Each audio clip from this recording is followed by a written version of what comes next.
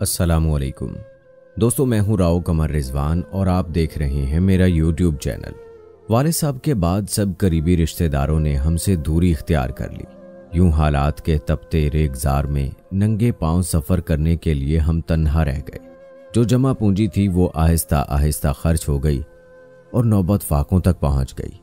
उन दिनों हम इतने छोटे थे कि हमें सिर्फ अपनी बुनियादी ज़रूरतों की तकमील से गर्ज थी। जब हमें भूख लगती तो रोने लगते। माँ कब तक बच्चों का बिलखना देख सकती थी। उन्होंने बिलाखिर हमारा पेट भरने की खातिर घर से कदम निकाला और दूसरों के घरों में काम करना शुरू कर दिया। यूं ही हमको 2 वक्त की रोटी मुयस्सर आने लगी। अब हम चारों भाई बहन घर में बंद रहते और माँ सुबह की मेहनत व मुशक्क़त को निकली रात को घर लौट पाईं। वक्त गुजरता रहा। मेरी दोनों बड़ी बहनें शादी की उम्र को पहुंच गई। माँ ने मिलने जुलने वालियों से उनके रिश्ते के लिए मिन्नत की, लेकिन हमारी गुर्बत देखकर किसी ने हामी न भरी। अम्मी शाम को घर लौटते हुए एक ठेले वाले से सब्जी लेती थीं। वो अच्छा इंसान, शरीफ नौजवान था। एक रोज़ अम्मी ने उससे अपनी बच्चियों के रिश्ते के लिए फ़िक्र जाहिर की तो उसने कहा, अम्मा जी, मेरी माँ नहीं है, आप मेरी माँ जैसी हैं। आपकी मुश्किल के हल की खातिर किसी से जिक्र करूँगा। बेटे, अगर तुम शादीशुदा नहीं हो तो तुम ही कर लो मेरी बेटी से शादी। इस तरह सीधे स्वभाव माँ ने अपने मतलब की बात कर दी कि अनवर सब्जी फरोश भोचंका रह गया। जरा सोचने के बाद बोला, आप ठीक कहती हैं, मुझे भी घर तो बसाना ही है, जरा सोचने को मौका दीजिए। उसके बाद अनवर कभी कभी हमारे घर आने लगा। मेरी माँ उसकी चाय, शरबत और कभी कभार खाने से तवाज़ो कर दिया करती। वो उस नौजवान की आदात व अतवार देखना चाहती थी और अनवर भी हमारे घर के तौर तरीके जांचना और परखना चाहता था।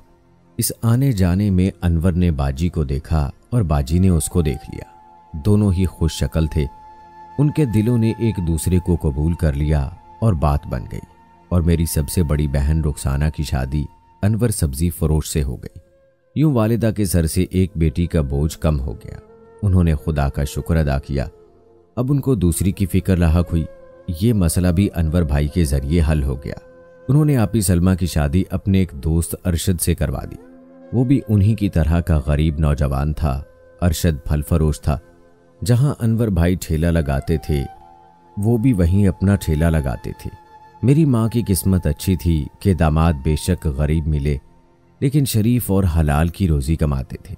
दोनों दामाद तन्हा जिंदगी बसर कर रहे थे क्योंकि वालिदैन उनके वफात पा चुके थे। मेरी वालिदा को ही माँ समझा और हर तरह से हमारा ख्याल रखने लगे। अम्मी को भी सुकून मुयस्सर आया। हमारी कुछ मुश्किलात हल हो गई। भाई छोटा था और अब मेरी बारी थी। मैं माँ के साथ बंगले पर काम करने जाती थी। ये बेगम जिसका हर काम करते थे, रिफाई काम करती थी और महकमा तालीम से उनका ताल्लुक था। उन्होंने मुझे घर पर पढ़ाना शुरू कर दिया। ये कॉलेज में प्रिंसिपल थी। ये 3 बजे कॉलेज से लौटती, खाना खाने के बाद आध घंटा आराम करती।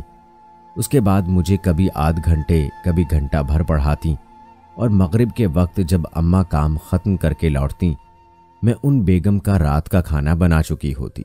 वक्त धीरे धीरे चलता रहा। मैंने नौशाबा बेगम की नज़र इनायत से मैट्रिक पास कर लिया। दूसरी बहनों की निस्बत शक्ल सूरत में बहुत अच्छी थी। मैं अपना ख्याल रखती, कपड़े भी ठीक ठाक पहनती। घर से बाहर देखने वाले लोग ये कभी ना जान सके कि मेरा ताल्लुक एक गरीब ख़ानदान से है। अब मैं कुछ मगरूर भी हो गई क्योंकि अपनी औकात से ज़्यादा मिल गया था। बहनें अपने घराने जैसे रिश्ते लाती, मैं इनकार कर देती। कहती कि मुझे ठेले वालों से शादी नहीं करनी, शादी मैं किसी ऑफिसर से करूँगी। उन्हीं दिनों मैंने मुलाजमत की तलाश शुरू कर दी और एक हमजमात लड़की के तवस्सुत से उसके एक रिश्तेदार की कंपनी में सेक्रेटरी की मुलाजमत मिल गई। यहाँ भी एक मेहरबान क्रिश्चियन खातून ने मेरी मदद की। उन्होंने मुझे सेक्रेटरी के लिए 2 साला कोर्स करने का मशवरा दिया। मैंने एक इदारे में दाखिला ले लिया। सुबह को इदारे जाती और शाम को पार्ट टाइम मुलाजमत करती ताकि मेरी ट्रेनिंग का खर्चा निकल आए। कोर्स मुकम्मल हुआ। अब मैं एक क्वालिफाइड सेक्रेटरी की आसामी की अहल थी। मुझे अच्छे मुशाहरे पर बेहतर सर्विस मिली। मैंने बहुत जल्द काम संभाल लिया। दफ्तर के लोग अच्छी तरह मिलते और मेरा एहतराम भी करते थे। एक रोज़ दफ्तर में बैठी काम कर रही थी। कोई शख्स मेरे कमरे में आया और बॉस के बारे में पूछा। जो ही मेरी नज़र उसके चेहरे पर पड़ी, नज़र उसके चेहरे से हटाना ही भूल गई। तभी उसने मेज़ को अपने हाथ से बजाया तो मैं चौंक कर शर्मिंदा हो गई। उसने अपना सवाल दोबारा दोहराया तो मैंने बौखलाहट से अंदाज में कहा, आप उनके ऑफिस में तशरीफ रखिए, वो आने ही वाले हैं। उसने मेरी बात पर अमल ना किया, विजिटिंग कार्ड देकर चला गया, मगर मुझे सहरज़दा कर गया। वो एक बिजनेसमैन था जो इंपोर्ट एक्सपोर्ट का कारोबार करता था और उन दिनों बैरून मुल्क में मुकीम था। मैंने आज़म साहब को इफ्तिखार अहमद का विजिटिंग कार्ड दे दिया और उसका पता अपने दिल के पन्ने पर महफूज कर लिया। एक दिन इफ्तिखार अहमद आए और सीधे साहब के कमरे में चले गए। थोड़ी देर बाद मैं फाइल लेकर उनके कमरे में गई तो महसूस किया कि इफ्तिखार अहमद की नज़रें बार बार मेरे चेहरे की तरफ उठती थीं। वो छुट्टी के वक्त तक हमारे बॉस के पास विराजमान रहा। जब मैं घर जाने को ऑफिस से निकली तभी वो भी बाहर आ गया और मुझको घर तक छोड़ देने की ऑफर की। मैंने चंद लम्हे सोचा, अकल ने समझाया कि ऐसा मौका फिर ना मिलेगा। आज उसकी ऑफर कबूल ना की तो माँ ठेले वाले से ही ब्याह देंगी। मैं एतमाद से उसकी गाड़ी में बैठ गई। कुछ आगे जाकर उसने एक रेस्टोरेंट के सामने गाड़ी पार्क कर दी। मैंने ताज्जुब से उसकी तरफ देखा तो कहा, हम उधार नहीं रखते, आपने मेहमान नवाजी की, अब हमको मेज़बानी का मौका दीजिए। उनके ऐसा कहने से जैसे मुझे तो सारे जहां की दौलत मिल गई। उसने पुरतकल्लुफ़ खाना मंगवाया, मेरे बारे मुझसे मालूमात ली। मैंने सच सच अपने और घर वालों के बारे में बता दिया। यूं पहली ही मुलाकात में उसने अपनी पसंदीदगी जाहिर कर दी। मैं हैरान थी कि मेरी सारी मुरादें आज ही एक साथ पूरी हो रही हैं। उसने मेरी गुर्बत समेत मुझे अपनाने का वादा कर लिया। इफ्तिखार ने अपना वादा बहुत जल्द पाया तकमील तक पहुंचा दिया और उसकी वालिदा और बहन मेरा रिश्ता मांगने हमारे घर आई। उन्होंने कहा कि इफ्तिखार के पास वक्त कम है और यूं भी वो दो टोक बात करने वाला इंसान है। देर के झंझट में पड़कर वक्त गंवाना नहीं चाहता। आप लोग भी जल्द जवाब दें। वालिदा पहली मुलाकात में रिश्ता देने से हिचकिचा रही थी, लेकिन ये ख़वातीन उनको अच्छी लगी थी। उन्होंने उनसे कहा कि आप हमें 2-3 दिन तो सोचने का मौका दीजिए। इफ्तिखार के घर वाले एक हफ्ते बाद आने का कहकर चले गए। हफ्ता बाद जब दोबारा आए तो मिठाई भी साथ लाए, क्योंकि बाजी ने हमारे बॉस से बात की थी और उन्होंने कहा था कि हाँ, मैं इफ्तिखार अहमद को जानता हूँ। ये पाकिस्तान में तो बिल्कुल ठीक आदमी था, वहाँ का कह नहीं सकता कि बैरून मुल्क रहाइश इख्तियार करने से कुछ तब्दीली आई है या नहीं। मेरे लिए तो बॉस का इतना ही कहना काफ़ी हुआ। अम्मी से जिद की कि अब मज़ीद सोच विचार की ज़रूरत नहीं है, आप हाँ कह दीजिए। वालिदा को हाँ कहते ही बनी। जिस दिन रिश्ता मंजूर हुआ अगले दिन वो हमारे दफ्तर आए थे। वो बहुत खुश लग रहे थे। मुझे तो अपने बॉस से हिजाब आ रहा था, लेकिन इफ्तिखार मेरे कमरे में आ गए और कहा, शकीला, शादी के बाद मैं तुमको अमेरिका ले जाना चाहता हूँ। बहुत भाग दौड़ कर रहा हूँ ताकि मेरी वापसी तक तुम्हारा वीज़ा भी बन जाए। वो पुरजोश नजर आ रहे थे। उनके चेहरे पर मुसर्रत तो इंसबात देखकर मेरा दिल मुतमईन हो गया। शादी की तारीख मुकर्रर हो गई तो इफ्तिखार को किसी ज़रूरी काम से वापस जाना पड़ गया। अम्मी परेशान हो गईं, कहने लगीं, ऐसे लोगों से इसलिए डर लगता है, पता नहीं कब ये रास्ता बदल लें और फिर मुड़कर भी ना देखें। अम्मा बस भी कर दो, वो ज़रूर हफ्ते के बाद आने का कह गए हैं, लेकिन रुखसती को अभी 1.5 माह बाकी है। मुझे यकीन है इफ्तिखार दगा न करेंगे, वो ज़रूर आ जाएंगे। 1 हफ्ता क्या 1 माह गुजर गया। माँ के दिन अंगारों पर और रातें कांटों पर बसर होती। जूं जूं वक्त गुजर रहा था माँ को सबकी का खौफ सता रहा था, लेकिन मेरे यकीन ने मेरी लाज रख ली और मुकर्ररा वक्त पर शादी हो गई। पहले चंद माह तो खैरियत से गुजर गए। जब उनके जाने की घड़ी करीब आई मेरा दिल परेशान रहने लगा, क्योंकि बहुत कोशिश पर भी मेरा वीज़ा ना लग सका था। अब यह हुआ कि इफ्तिखार कभी अमेरिका और कनाडा होते और कभी मेरे पास आकर पाकिस्तान में रहते। उनकी ज़िंदगी 2 हिस्सों में बंट गई। जब वो पाकिस्तान होते तो किसी की जुर्रत ना होती मुझे कुछ कहे, लेकिन उनके जाने के बाद मेरी सास नंदों की बन आती। वो मुझे गरीबी और मुलाजमत के ताने देती और ऐसी बातें सुनाती कि मैं उनके आला ख़ानदान की बहू बनने के लायक ना थी। एक दिन इफ्तिखार अचानक घर आ गए। उनकी वालिदा इसी तरह पेंडोरा बॉक्स खोले बैठी थी। उन्होंने माँ की बातें अपने कानों से सुन ली। मैं तो घर के एक कोने में सुकड़ी बैठी थी और लब सिले हुए थे। और उनकी अम्मा बरस रही थी। उनको पता ही ना चला कि कब बेटा उनके सर पर आ खड़ा हुआ था। इफ्तिखार ने माँ से झगड़ा किया और मुझे लेकर एक दोस्त के घर आ गए। कुछ दिन वहां रहने के बाद वो मुझे कनाडा ले आए। यहां आकर सुख मिला। अपनी किस्मत पर नाज करने लगी, लेकिन ये सुकून चंद दिन का था। मैं जिस तबके से ताल्लुक रखती थी वहां रिवायात का पास होता है, लेकिन इधर का माहौल यकसर अलग था। मैं शुरू से ही हिजाब लेती थी, मेकअप से हमेशा दूर रही। बनाव सिंगार की बजाय मुझे सादगी पसंद थी, जबकि इफ्तिखार बैरून मुल्क रहने से काफ़ी आज़ाद ख्याल हो गए थे।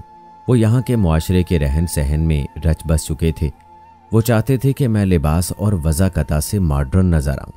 मुझे कहते कि अब तुम अपने इस देसी हुलिये को तर्क करो और वैसा ही ढंग अपनाओ जैसा यहाँ रहने वालों का है, वरना ये लोग हमसे मुतासिब हो जाएंगे तो हमारे लिए मुश्किलात होंगी। ये हमको हकीर समझेंगे।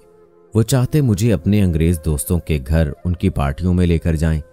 जब मैं उनकी पसंद के मुताबिक लिबास ना पहनती, वैसे मॉडर्न बाल ना कटवाती जैसा वो चाहते थे, और बगैर हिजाब बाहर जाने से इज्तनाब करती, तब वो नाराज हो जाते और कई दिन तक मुझसे बात ना करते। इस तरह हमारे घर का सुकून बर्बाद रहने लगा। इफ्तिखार की खुशी की खातिर मैं पाकिस्तान के हिसाब से बहुत मॉडर्न हो गई थी, लेकिन अब भी उस सोसाइटी में अनफिट थी। सोच भी न सकती थी कि बिल्कुल वैसी हो जाऊं जैसे मेरे अड़ोस पड़ोस में खवातीन नजर आती थीं। मैं अपने शौहर के हमरा रात को पार्टीज में साथ होती जहां जिस्मों की नुमाइश आम थी। मेरा लिबास उनकी तज़हीक का निशाना बनता। अब घर आकर इफ्तिखार मुझसे लड़ते लड़ते वो सो जाते और मैं सो ना पाती। रात भर रोती रहती। यहाँ कोई भी मेरा गमगुसार ना था।